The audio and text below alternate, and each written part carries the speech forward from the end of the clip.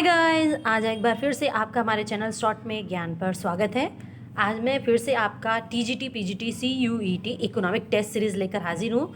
ये हमारा test series 6 है। इससे पहले भी मैंने 5 और टेस्ट सीरीज़ बनाए हैं और इकोनॉमिक्स से रिलेटेड और भी हमारे टेस्ट सीरीज़ हमारे चैनल पे हैं, तो आप उन्हें भी हमारे प्लेलिस्ट से ज़रूर से देखिएगा।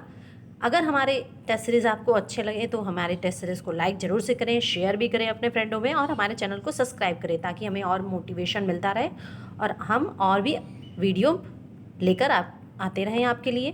तो आइए हमारा सबसे पहला प्रश्न देखते हैं। हमारा सबसे पहला प्रश्न है, उत्पादन के साधन का सही दुर्लभता मूल्य होता है बाजार द्वारा निर्धारित मूल्य, प्रशासित मूल्य, साधन का पारिश्रमिक या प्राप्त मूल्य या छाया मूल्य। तो यहाँ पे हमारा ऑप्शन नंबर डी सही हो जाएगा। उत्पादन के साधन का सही दुर्लभता मूल्य जो होता है वह क्या होता है? छाया मूल्य होता है। अब ये छाया मूल्य क्या होता है? तो छाया मूल्य बाजार द्वारा निर्धारित मूल्य में उत्पादन क्रिया से उत्पन्न जो सामाजिक लागत होती है और साथ ही सामाजिक लाभ को ध्यान में नहीं रखा जाता है। यदि हम सामाजिक लाभ और सामाजिक लागत दोनों को ध्यान में रखकर बाजार कीमत को समायोजित कर दें तो वही जो मूल्य होगा वही छाया मूल्य कहलाता है। ध्यान में रखिएगा। नेक्स्ट प्रश्न है हमारा, लीनियर प्रोग्रामिंग के विचार को देने का श्रेय दिया जाता है अमेरिकी गणितज्ञ डेंटिंजिन को, रूस के गणितज्ञ कंटोरोविच को या प्रोफेसर मार्शल को या प्रोफेसर सैमुअल्सन को। तो यहाँ पे हमारा ऑप्शन नंबर ए सही हो जाएगा। जो लीनियर प्रोग्रामिंग का विचार देने वाले जो गणितज्ञ है वो अमेरिकी गणितज्ञ डेंटिंजिन है। यह एक गणितीय मॉडल है और जिसके द्वारा अधिकतम लाभ या न्यूनतम लागत ज्ञात किया जाता है। तो इसके द्वारा लीनियर प्रोग्रामिंग के द्वारा क्या ज्ञात किया जाता है? तो अधिकतम लाभ या न्यूनतम लागत। ध्यान में रखिएगा इस बात को। नेक्स्ट प्रश्न है कि से के नियम के अनुसार बेरोजगारी किसके द्वारा समाप्त की जा सकती है? मजदूरी में बढ़ोतरी, मजदूरी में गिरावट, मजदूरी पर कर लगाना या फिर मजदूरी के साथ आर्थिक सहायता देना। कौन सा ऑप्शन सही होगा? तो यहाँ पे हमारा जो ऑप्शन नंबर बी सही हो जाएगा कि मजदूरी में गिरावट। सी के नियम के अनुसार बेरोजगारी किसके द्वारा समाप्त की जा सकती है? तो मजदूरी में गिरावट करके। अब मान लीजिए 100 रुपये मजदूरी पर एक व्यक्ति काम कर रहा है। कितना व्यक्ति काम कर रहे हैं? तो एक व्यक्ति। अगर हम इस जो मजदूरी 100 रुपये है इसे हम 25 रुपया कर दें तो कितने लोग काम कर सकते हैं? 4 लोग काम कर सकते हैं। तो इससे क्या हुआ? 3 साधन और प्रयुक्त किए गए, तो यानी 3 लोगों को रोजगार मिला, यानी बेरोजगारी दूर हुई कि नहीं? तो इसी को हमारी जो अर्थशास्त्री जेबी से हैं वो कहना चाहते थे कि बेरोजगारी किसके द्वारा समाप्त की जा सकती है? तो मजदूरी में गिरावट करके। ज़्यादा मजदूरी देने के बजाय कम मजदूरी दी जाए और अधिक साधनों का प्रयोग किया जाए। ध्यान रखिएगा इस बात को। नेक्स्ट प्रश्न है, क्राउडिंग आउट प्रभाव क्या है? उद्योगों को हटाना, निवेश में कमी करना, निवेश में वृद्धि करना, सरकारी व्यय में वृद्धि के प्रभाव से निजी व्यय में कमी होना। तो यहाँ पे हमारा जो है ऑप्शन नंबर डी जो है सही हो जाएगा। सार्वजनिक व्यय में वृद्धि के कारण जो पूंजी बाजार में संसाधनों की कमी के कारण जो ब्याज दर में वृद्धि का होना, फलस्वरूप क्या होता है कि निजी क्षेत्र में विनियोग में होने वाली कमी को हम क्राउडिंग आउट कहते हैं। ध्यान रखिएगा, निजी क्षेत्र में जो विनियोग में होने वाली कमी होती है उसी को हम क्राउडिंग आउट कहते हैं। अतः इससे क्या होता है कि राजकोषीय घाटे में वृद्धि क्राउडिंग आउट प्रभाव पैदा करेगा। क्राउडिंग आउट के माध्यम से क्या होगा कि राजकोषीय घाटे में क्या होने लगेगी? वृद्धि होने लगेगी। तो क्राउडिंग आउट का प्रभाव क्या होगा कि सरकारी व्यय में वृद्धि के प्रभाव से निजी व्यय में कमी होना। ध्यान रखिएगा। नेक्स्ट प्रश्न है, कीन्स का अर्थशास्त्र अधिक बल देता है मौद्रिक नीति पर, राजकोषीय नीति पर, ब्याज दर निर्धारण पर, मुक्त व्यापार यंत्र विन्यास पर? तो यहाँ पे हमारा ऑप्शन नंबर ए सही हो जाएगा। कीन्स जो है यह मौद्रिक नीति पर अधिक बल देते हैं कीन्स अपने रोजगार सिद्धांत में मुद्रा को विनिमय का माध्यम मानते हैं और साथ ही साथ ये मूल्य के संचय का साधन भी मानते हैं, इसीलिए यह मौद्रिक नीति अर्थशास्त्र पर अधिक बल देते हैं। नेक्स्ट प्रश्न है हमारा, किस पंचवर्षीय योजना में गरीबी को कैलोरी में परिभाषित किया गया है? 5वीं पंचवर्षीय योजना, 6वीं पंचवर्षीय योजना, 7वीं पंचवर्षीय योजना या 8वीं पंचवर्षीय योजना? तो यहाँ पे हमारा ऑप्शन नंबर बी सही हो जाएगा। 6वीं पंचवर्षीय योजना में गरीबी को कैलोरी में परिभाषित किया गया। नेक्स्ट प्रश्न है हमारा,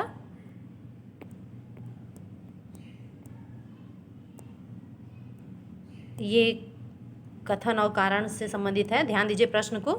कथन पर विचार कर सही उत्तर दीजिए। 5वीं पंचवर्षीय योजना 1974 से 1979 जो 1 वर्ष पूर्व समाप्त हो गया, कम बजट के कारण योजना शीघ्र समाप्त कर दिया गया। ए और आर दो कथन हैं। अब ऑप्शन क्या है? ए तथा आर दोनों कथन सही हैं, सही कथन है। ए तथा आर दोनों कथन जो हैं गलत कथन है। ए सही है तथा आर गलत कथन है, आर सही है तथा ए गलत कथन है। तो आइए ध्यान देते हैं प्रश्न पे। तो प्रश्न जो है कि 5वीं पंचवर्षीय योजना 1974 से 1979 जो 1 वर्ष पूर्व समाप्त हो गया, तो ये तो कथन सही है। 1 वर्ष पूर्व समाप्त हो गई थी यह 5वीं पंचवर्षीय योजना, और इसका कारण क्या बता रहा है? तो कम बजट के कारण योजना शीघ्र समाप्त हो कर दिया गया। तो ये जो कारण है ये गलत है। कम बजट के कारण नहीं, सत्ता परिवर्तन के कारण इसको समाप्त कर दिया गया। मोरारजी देसाई ने इसे समाप्त कर दिया, सत्ता परिवर्तन हो गया। तो यहाँ पे ए सही तथा आर गलत। तो यहाँ पे कौन सा ऑप्शन सही हो जाएगा? ए तथा आर दोनों कथन गलत, ए सही, सी, ऑप्शन सी हमारा यहाँ पे सही हो जाएगा। ए सही तथा आर गलत कथन है, ध्यान दीजिएगा। नेक्स्ट हमारा प्रश्न है, भूतलिंगम समिति का संबंध किससे है? आय, कीमत तथा मजदूरी पर सलाह, मजदूरी तथा कीमत निर्धारण में, आय के अनुमान से, आय, कीमत तथा मजदूरी की साझेदारी से। कौन सा ऑप्शन सही होगा? तो यहाँ हमारा ऑप्शन नंबर ए सही हो जाएगा। जो भूतलिंगम समिति है इसका संबंध आय, कीमत तथा मजदूरी पर सलाह से है। हमारा अगला प्रश्न है, वांचो समिति का संबंध है आय की मांग से, ऋण से, प्रत्यक्ष कर से या उपरोक्त सभी से। तो यहाँ पे हमारा ऑप्शन नंबर सी सही हो जाएगा। प्रत्यक्ष कर से संबंधित है वांचो समिति। समितियों से संबंधित प्रश्न परीक्षा में जरूर से आते हैं, तो इन प्रश्नों को जरूर से ध्यान दीजिएगा। अगला प्रश्न है हमारा, कथन पर विचार कर सही उत्तर दीजिए। भागीरथ योजना का संबंध है, यह एक कथन है। अब इसमें 4 ऑप्शन दिए गए हैं, ध्यान देते हैं एक एक कथन को। तेलंगाना सरकार ने शुरू किया था भागीरथी योजना, क्या तेलंगाना सरकार ने शुरू किया था? इस योजना का उद्देश्य तेलंगाना में सुरक्षित पेयजल प्रदान करना था। यह उत्तर प्रदेश सरकार द्वारा शुरू किया गया था। यह उत्तर प्रदेश तेलंगाना दोनों राज्यों में शुरू किया गया था। तो यहाँ पे प्रश्न के आधार पे जो कथन दिए गए हैं इसमें यह तेलंगाना सरकार ने शुरू किया था। ऑप्शन जो ई है ये तो सही है। इस योजना का उद्देश्य तेलंगाना में सुरक्षित पेयजल प्रदान करना था, ये भी सही है। यह उत्तर प्रदेश सरकार द्वारा शुरू किया गया था, तो ये गलत है। यह उत्तर प्रदेश सरकार द्वारा नहीं, तेलंगाना सरकार द्वारा शुरू किया गया था। और यह उत्तर प्रदेश तेलंगाना दोनों राज्यों में शुरू किया गया है, तो ये भी गलत हो जाएगा, क्योंकि उत्तर प्रदेश में नहीं है तो इसमें भी उत्तर प्रदेश में नहीं होगा। तो हमारा ई और एफ सही है। तो आइए ऑप्शन देखते हैं। तो यहाँ पे ई तथा एफ केवल ये, अरे हमारा ऑप्शन नंबर ए सही हो जाएगा। ई तथा एफ केवल सही है। नेक्स्ट प्रश्न है हमारा, प्रश्न है किस योजना में पहली बार राज्यों के विचार विमर्श कर राज्यवार विकास दर निर्धारित की गई?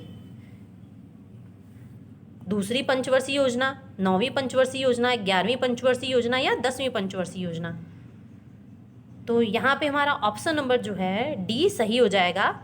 10वीं पंचवर्षीय योजना में पहली बार राज्यों के विचार विमर्श कर राज्यवार विकास दर निर्धारित की गई, क्योंकि हर राज्य अपनी प्राकृतिक क्षेत्र और संसाधन में अलग अलग महत्व रखते हैं। तो उस राज्य से सलाह लेकर फिर उनके वहाँ पे विभिन्न योजनाएं चलाना, उनका विकास करना वो ज़्यादा अच्छा होता है। तो यह किस पे ध्यान, किस पंचवर्षीय योजना में किया गया? तो यह 10वीं पंचवर्षीय योजना में किया गया। साथ ही पहली बार 10वीं पंचवर्षीय योजना में आर्थिक लक्ष्य के साथ साथ सामाजिक लक्ष्यों पर भी निगरानी की व्यवस्था की गई। और 10वीं पंचवर्षीय योजना का हमारा समय क्या था? तो 2002 से 2007। ध्यान दीजिएगा। नेक्स्ट प्रश्न है हमारा, लगान एक साधन द्वारा किस समय अर्जित किया जाता है? जब साधन की पूर्ति लोचदार हो, जब साधन की पूर्ति बेलोचदार हो, जब साधन की पूर्ति अनंत हो, जब साधन की पूर्ति अत्यधिक लोचदार हो। तो यहाँ पे हमारा ऑप्शन नंबर जो है बी सही हो जाएगा। जब साधन की पूर्ति बेलोचदार होती है तब लगान एक साधन द्वारा अर्जित किया जाता है। हमारा अगला प्रश्न है,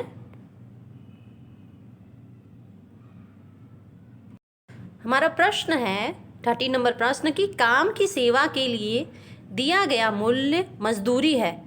यह कथन किस अर्थशास्त्री का है? केन्स का, एडम स्मिथ का, वॉकर का या मार्शल का? तो यहाँ पे हमारा ऑप्शन नंबर डी सही हो जाएगा। काम की सेवा के लिए दिया गया मूल्य मजदूरी है। यह कथन प्रोफेसर मार्शल का है।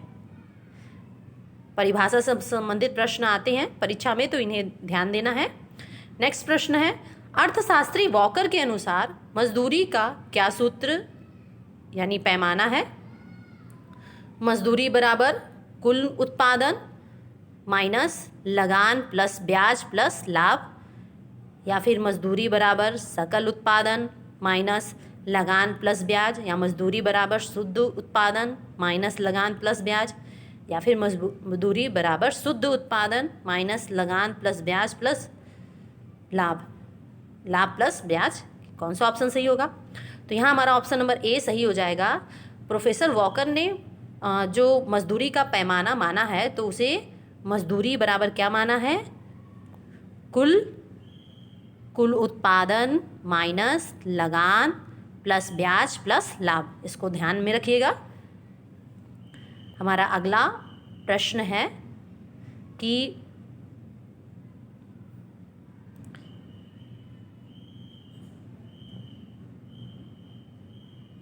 ध्यान दीजिएगा, प्रश्न है, अर्थशास्त्र में 3 प्रकार के श्रमिकों की सेवाओं का पुरस्कार मजदूरी कहलाता है।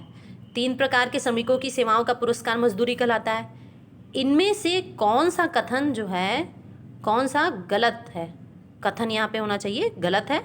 वे श्रमिक जो अपना शारीरिक व मानसिक श्रम बेचते हैं। ऑप्शन बी क्या है? वे स्वतंत्र कर्मचारी अर्थात व्यवसायी लोग जैसे डॉक्टर, वकील आदि जो अपने सेवाओं के लिए फीस लेते हैं। या फिर ऑप्शन सी, वे व्यवसायी और प्रबंधक जो स्वयं अपने व्यवसाय की देखभाल करते हैं। या फिर ऑप्शन नंबर डी, वह श्रमिक जो अपना शारीरिक व मानसिक श्रम नहीं बेचते हैं। तो इसमें से कौन सा कथन गलत है? तो यहाँ पे हमारा पहला ऑप्शन तो सही है, इसको हम सही मानेंगे कि इसमें मजदूरी कहलाता है। तो वे श्रमिक जो अपना शारीरिक व मानसिक श्रम बेचते हैं वे मजदूरी के अंतर्गत आएगा। और ऑप्शन बी भी सही हो जाएगा कि वे स्वतंत्र कर्मचारी अर्थात व्यवसायी लोग जैसे डॉक्टर, वकील हो गए, ये अपने कुशल ज्ञान और अनुभव के आधार पर अपनी सेवाओं को बेचकर क्या करते हैं, अपनी सेवाओं के बदले फीस लेते हैं। और ऑप्शन हमारा सी भी सही हो जाएगा कि वे व्यवसायी और प्रबंधक जो स्वयं अपने व्यवसाय की देखभाल करते हैं। तो हमारा यहाँ पे ऑप्शन नंबर डी आंसर सही होगा, क्योंकि यहाँ पे दे रहा है कि नहीं बेचते हैं। तो जब हम अपने शारीरिक व मानसिक श्रम को बेचेंगे ही नहीं तो वो मजदूरी कहलाएगी ही नहीं। तो ऑप्शन नंबर डी सही हो जाएगा। तो अगर हमारे वीडियो आपको अच्छा लगा हो तो हमारे इस वीडियो को लाइक करें, शेयर करें और हमारे चैनल को सब्सक्राइब जरूर से करें ताकि हम और भी आगे वीडियो बनाते रहें। धन्यवाद।